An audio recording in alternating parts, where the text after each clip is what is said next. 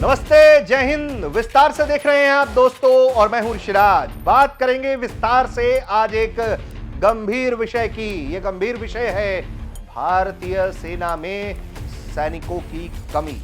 हाल के दिनों में मीडिया इस पर बहुत कुछ लिख रहा है और इसलिए हमने सोचा कि जरा इसको विस्तार से समझने की कोशिश करेंगे, लाइन बाय लाइन समझने की कोशिश करेंगे कि आखिर समस्या कहां है, सेना के कितने जवानों की कमी है और क्या इसमें अधिकारियों की भी संख्या है और किस तरह की कमियां हैं सेना के सामने, इस पर बात करेंगे। हालांकि सेना से जुड़े सूत्रों ने इस तरह की खबरों को लेकर, जो खबरें सामने हैं मीडिया में, उसको लेकर सेना के सूत्रों ने भी जो जानकारी दी है वो भी आपको इस वीडियो में मिल जाएगा। यानी कि पूरा पक्ष विपक्ष और हालात सब कुछ बताएंगे। तो सबसे पहले आप ये जानिए कि अपने बॉर्डर पर किस तरह के हालात हैं। आपको मालूम है, बात एलएसी की हो, एलओसी की हो या फिर बांग्लादेश के बॉर्डर की हो, तनाव हर जगह है। नेपाल भी थोड़ा बहुत जानते ही हैं कि क्या कर रहा है। तो ऐसे में भारतीय सेना बखूबी अलर्ट है और हर हालात पर निगरानी कर रही है। जहां डायरेक्ट एक्शन में होना है वहां डायरेक्ट एक्शन में है और जहां रिएक्शन के लिए वेट करना है दोस्तों, वहां सेना अलर्ट मोड पर बैठकर रिएक्शन का वेट भी कर रही है। लेकिन इन सब के बीच जम्मू कश्मीर में इनकाउंटर भी तो चल रहा है। लगातार आतंकियों को ढूंढा जा रहा है, मारा जा रहा है और इन्हीं सब बीच जो है खबरें हैं कि सेना में सैनिकों की कमी है। ये संख्या हैरान करने वाली है। भारत तक इसकी पुष्टि नहीं करता है, लेकिन मीडिया रिपोर्ट्स का दावा है कि तकरीबन 1 लाख सैनिकों की कमी है भारतीय सेना में। तो विस्तार से में जरा बात करते चलते हैं, बात बढ़ाते चलते हैं कि पूरी खबर क्या है और आगे किस तरह की परिस्थिति बन रही है। भारतीय सेना में बताया यह जा रहा है कि तकरीबन अधिकारियों के स्तर पर 17% और सैनिकों के स्तर पर 8% की कमी है। सेना में 1 लाख से अधिक सैनिकों की कमी है।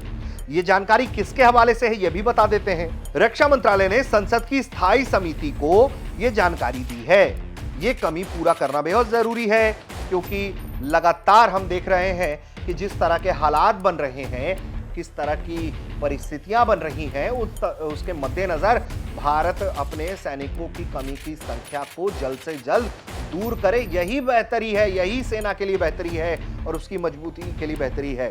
तो सेना की स्थिति जो है वो क्या है, कुल ताकत है 12,48,000, सैनिकों की कमी बताई जा रही है 1 लाख से अधिक। अधिकारियों में जो हमने बताया आंकड़ा 17% और सैनिकों की संख्या बल जो है वो 8% है। एलओसी और एलएसी पर तैनाती के कारण यह कमी और भी चुनौतीपूर्ण हो गई है। एलएसी पर 50,000 से अधिक जवान तैनात हैं, जबकि जम्मू में आतंकवादी घटनाओं के बाद 15,000 अतिरिक्त सैनिक तैनात किए गए हैं। सेना अपनी तैनाती को पुनर्गठित कर रही है और आवश्यकता वाले क्षेत्रों में सैनिकों को भेज रही है। अब आपको हम बताते हैं कि जो संसद की स्थायी समिति है उसको रक्षा मंत्रालय के द्वारा क्या सूचित किया गया है कि कितने सैनिक और कितने अधिकारी चाहिए। भारतीय सेना में अधिकारियों की वर्तमान संख्या 42,095 है। यह आंकड़ा 1 जुलाई 2024 तक के मुताबिक है, जबकि स्वीकृत संख्या 50,538 है। यानी कि सेना में 16.71% अधिकारियों की कमी है। जेसीओ और एनसीओ की संख्या 1 अक्टूबर 2024 के मुताबिक 11,05,110 है, जबकि स्वीकृत संख्या 11,97,520 है। इसका मतलब है कि 92,410 सैनिकों की कमी, जो 1 अक्टूबर 2024 तक का आंकड़ा है उसके मुताबिक, यानी कि जो प्रतिशत में आंकड़ा समझे तो ये 7.72% हो जाता है। अब इसको ठीक कैसे किया जा रहा है इस पर पहले हम बात कर लेते हैं, ताकि हम आगे आपको बताएंगे कि ये कमी कैसे हो गई और क्या परिस्थिति बन रही है, किस तरह की और चुनौतियां हैं।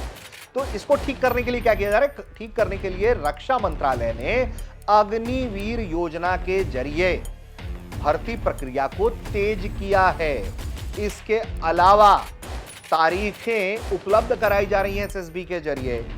जो अधिकारियों की कमी है और जो सैनिकों की कमी है उसको दूर करने के लिए चयन प्रक्रिया में सुधार करते हुए एसएसबी की तारीख याद दिलाई जा रही है। दूसरा बार मौका दिया जा रहा है।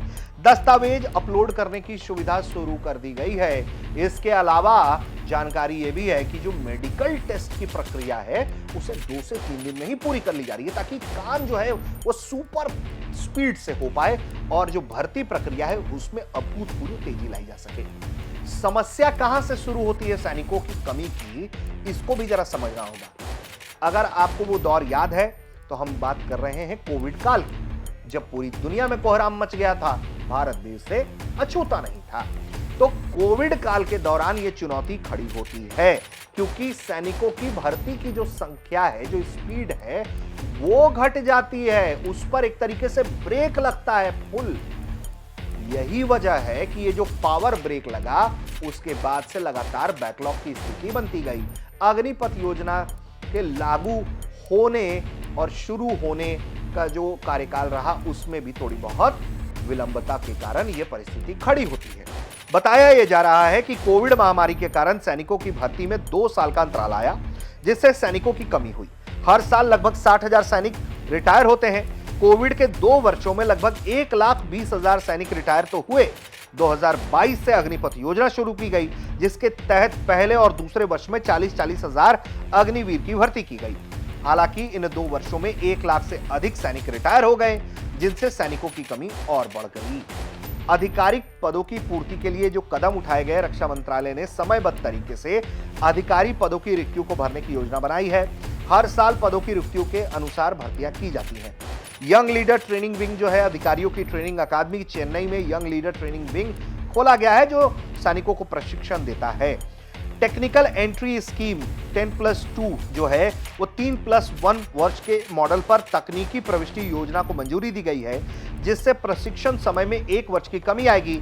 अधिकारियों की उपलब्धता सुनिश्चित कर ली जाएगी। चयन प्रक्रिया में सुधार जो है, वो उसके लिए परिणाम स्वरूप प्री कमिश्निंग प्रशिक्षण के लिए प्रवेश की दर को बढ़ाया गया है। अब आपको बताते हैं कि एक और समस्या इस वक्त सेना के सामने है, वो है हमारे के गोरखा सैनिकों को लेकर। चूंकि अग्निपथ योजना लागू होती है, उसके बाद से नेपाल की सरकार इस योजना से नाराज हो जाती है, ताल्लुक कम रखती है, तो चुनौती वहां बढ़ जाती है। क्योंकि गोरखा सैनिकों में, भारतीय सेना में जो है, वो नेपाल के गोरखा आते हैं। वो किस तरह के वीर लड़ाके हैं, इसकी कहानी तो आपको बखूबी मालूम है। उनकी घटनाएं जिस तरह से होती हैं, वो जिस तरह से ऑपरेशन स्किल रखते हैं, ये सब हम आपको पब्लिक डोमेन में जानकारी है, भारत तक पर आपको वीडियोस मिल जाएंगे। तो उनकी कमी भी एक चुनौती है, क्योंकि सरकार इस अग्निपथ स्कीम से खुश नहीं है नेपाल की। और यही वजह है कि जो मीडिया रिपोर्ट्स के मुताबिक कि जब से ये स्कीम आया, उसके बाद से गोरखा सैनिकों की भर्ती की